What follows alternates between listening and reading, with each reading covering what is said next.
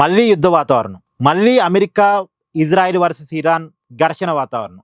ఇక్కడ ఎవరి వర్షన్ వాళ్ళది, ఎవరి ఆలోచన వాళ్ళది, ఎవరి స్ట్రాటజీ వాళ్ళది, ఎవరి బాధ వాళ్ళది. కానీ ఈ ముగ్గురు కలిసి ప్రపంచాన్ని మాత్రం ముంచేస్తున్నారు. నిన్న ఇరాను ఒక 3 నౌకల మీద దాడి చేసిందంట.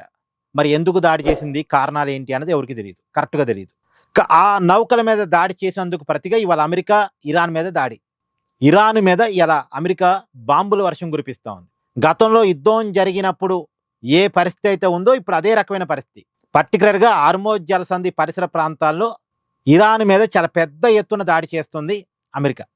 ఒకవైపు నౌకాపరమైన దాడి, ఇంకోవైపు వైమానిక దాడులు, పెద్ద ఎత్తున దాడి.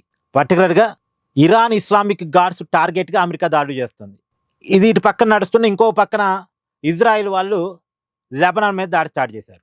లెబనాన్ కూడా ఇరాన్ సపోర్టర్సేగా, వాళ్ళ మీద ఇజ్రాయిల్ దాడి స్టార్ట్ చేసింది. సో మళ్ళీ యుద్ధ వాతావరణం స్టార్ట్ అయింది. ఇప్పుడు సహజంగా మళ్ళీ ఇరాన్ ఏం చేసింది, ఈ గల్ఫ్ దేశాల మీద దాడి చేసింది. అంటే యుద్ధం మళ్ళీ మొదటికి వచ్చినట్టే లెక్క. శాంతి కుదిరింది హమ్మయ్య అనుకునే లోపు మళ్ళీ ఏంటి ఈ తలకెనొప్పి అర్థం కావట్లే. ఎవరి వైపు నుంచి కవ్వింపు ఉంటుందో, ఎవరి వైపు నుంచి దాడి ఉంటుందో, అది ఎందుకు ఉంటుందో తెలియట్లేదు. ఇక్కడ మాత్రం ఒక విషయాన్ని గమనించాలి.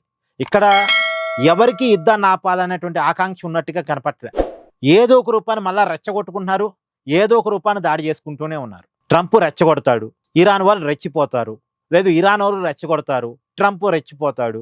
అంటే ఎవరో ఒక వైపు నుంచి కవ్వింపు ఉంటుంది, మరోవైపు నుంచి దాడి ఉంటుంది. మళ్ళీ యుద్ధం రీస్టార్ట్ అవుతుంది. మళ్ళీ ఒక 2 రోజులు చర్చలు అంటారు, కూర్చుంటారు, ఒప్పందాల మీద సంతకాలు పెట్టుకుంటారు.